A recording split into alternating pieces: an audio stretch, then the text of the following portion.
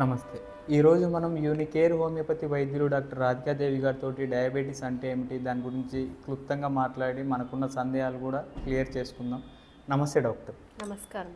సాధారణంగా మనం వింటూ వింటూ ఉంటాము, డయాబెటీస్ అంటే ఏంటి డాక్టర్? డయాబెటీస్ అంటే శరీరంలో ఇన్సులిన్ అనేది సరిగ్గా ఉత్పత్తి కాకపోవడం వల్ల గ్లూకోజ్ లెవెల్స్ అనేవి రక్తంలో పెరగడం చూస్తాం. ఇది మనం ఒక దీర్ఘకాలిక వ్యాధిగా కూడా చెప్పుకోవచ్చు అన్నమాట. డయాబెటీస్లో ఇన్సులిన్ అనేది చాలా ఎక్కువగా వింటూ ఉంటాం డాక్టర్. అసలు ఇన్సులిన్ అంటే ఏమిటి, అసలు దాని పాత్ర మనం ఎంతవరకు చూడవచ్చు? ఇన్సులిన్ అనేది మనకి బీటా సెల్స్ ప్యాంక్రియాస్ నుంచి ఒక హార్మోన్ అనేది ఉత్పత్తి అవ్వడం జరుగుతుంది. ఈ ఇన్సులిన్ అనేది ఏంటంటే మన శరీరంలో ఉన్న కణాల్లోకి గ్లూకోజ్ అనేది అవసరం పని చేయడానికి. సో ఆ గ్లూకోజ్ అనేది కణాల్లోకి వెళ్ళాలి అంటే ఇన్సులిన్ అవసరం అనేది ఉంటుంది. అది సరిగా ఉత్పత్తి కాకపోవడం వల్ల, కణాల్లోకి గ్లూకోజ్ వెళ్ళకపోవడం వల్ల రక్తంలోనే గ్లూకోజ్ లెవెల్స్ అనేవి పెరగడం జరుగుతుంది అన్నమాట. డయాబెటీస్ ఎన్ని రకాలుగా ఉంటుంది డాక్టర్? డయాబెటీస్ సాధారణంగా 3 రకాలుగా చెప్పుకోవచ్చు. మొదటిది టైప్ 1 డయాబెటీస్ మెలిటస్ అంటాం, రెండవది టైప్ 2 డయాబెటీస్ మెలిటస్, మూడవది జెస్టేషనల్ డయాబెటీస్గా చెప్తాం. ఓకే. సాధారణంగా డయాబెటీస్లో రకాలు ఇందాక మాట్లాడుకున్నాం డాక్టర్. దాంట్లో టైప్ 1 అంటే ఏంటి అసలు? టైప్ 1 డయాబెటీస్ అనేది ఆటో ఇమ్యూన్ వ్యాధిగా మనం చెప్పుకోవచ్చు. ఇది మనం పిల్లల్లోనూ మరియు యువకుల్లో చూస్తూ ఉంటాం.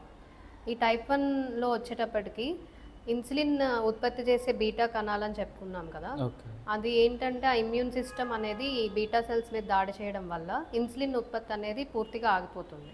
దానివల్ల మనకి టైప్ 1 డయాబెటీస్ రావడం జరుగుతుంది. దీని ముఖ్య కారణాలకు వచ్చేటప్పటికి వంశపారంపర్య సంబంధం ఒకటి, లేదా పర్యావరణంలో ఉండే కెమికల్స్ కానీ లేదా వైరల్ ఇన్ఫెక్షన్స్ వల్ల ఇవన్నీ కూడా బీటా సెల్స్ ఈ ప్యాంక్రియాస్ మీద ప్రభావం చూపి మనకి ఇన్సులిన్ అనేది ఉత్పత్తి జరగదు. ఓకే. టైప్ 2ని మనం ఎలా చూడొచ్చు డాక్టర్? టైప్ 2 డయాబెటీస్ వచ్చేటప్పటికి అది ఏ వయసు వారిలో అయినా రావచ్చు.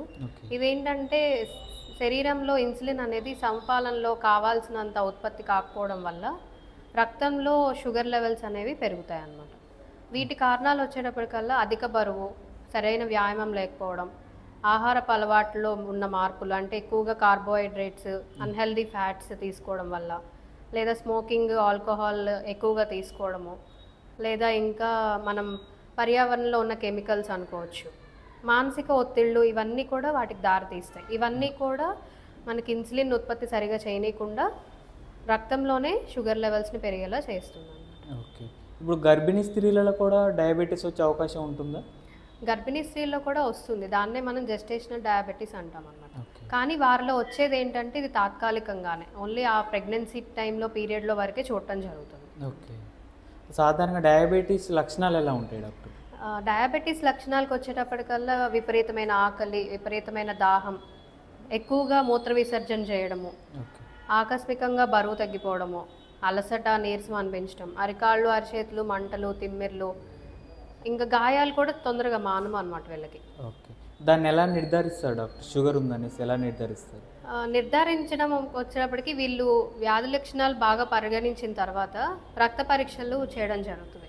అంటే తినకముందు గ్లూకోజ్ లెవెల్స్ ఎలా ఉన్నాయి, తిన్న తర్వాత గ్లూకోజ్ లెవెల్స్ ఎలా ఉన్నాయి, ఇంకా కరెక్ట్గా పరిగణ అవుతుందా లేదా అనడానికి 3 నెలల గ్లూకోజ్ రిపోర్ట్ కూడా తీసుకోవడం జరుగుతుంది. అదే HbA1c అంటాం అన్నమాట.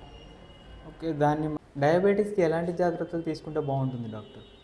డయాబెటీస్కి తీసుకోవాల్సిన జాగ్రత్తలు ఏంటంటే బరువు నియంత్రణ, అలాగే శారీరక వ్యాయామం క్రమం తప్పకుండా చేయడం, పౌష్టికమైన ఆహారం అంటే కార్బోహైడ్రేట్స్, షుగర్స్ ఎక్కువగా లేకుండా ప్రోటీన్స్, ఫ్యాట్స్ సమపాలనలో తీసుకోవడం, omega 3 fatty acids, antioxidants ఎక్కువగా ఉన్న ఆహార పదార్థాలు తీసుకోవడం, ఇంకా స్మోకింగ్, ఆల్కహాల్ ఇవన్నీ కూడా ఆపేయడం జరిగితే మంచిది.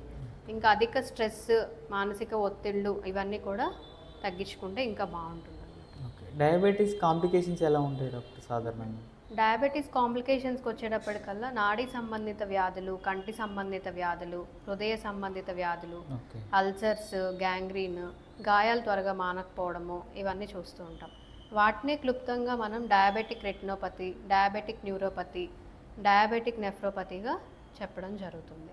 ఓకే. యూనికేర్ హోమియోపతిలో డయాబెటీస్ని ఎలా ట్రీట్ చేస్తారు మీరు? యూనికేర్ హోమియోపతిలో కాన్స్టిట్యూషనల్ పద్ధతిలో డయాబెటీస్ని ట్రీట్మెంట్ చేయడం జరుగుతుంది. అంటే వ్యక్తిగత లక్షణాలు, రోగ లక్షణాలు, ఇంకా ఫ్యామిలీ హిస్టరీని ఇవన్నీ పరిగణలోకి తీసుకొని మందు ఇవ్వడం జరుగుతుంది అన్నమాట. అలా ఇచ్చిన తర్వాత వాళ్ళకి వ్యాధి లక్షణాలు తగ్గడంతో పాటు ఇన్సులిన్ ఉత్పత్తి దాంట్లో కూడా మెరుగుపడటం జరుగుతుంది. ఇమ్యూన్ సిస్టమ్ కూడా మనకి పెరగడం వల్ల వాళ్ళకి కాంప్లికేషన్స్ వైపు వెళ్లకుండా మన మందులు హెల్ప్ చేస్తాయి అన్నమాట. ఓకే, మీ విలువైన సమయాన్ని కేటాయించి మాకు డయాబెటీస్ గురించి ఇంత సమాచారం ఇచ్చినందుకు thank you doctor. Thank you అండి.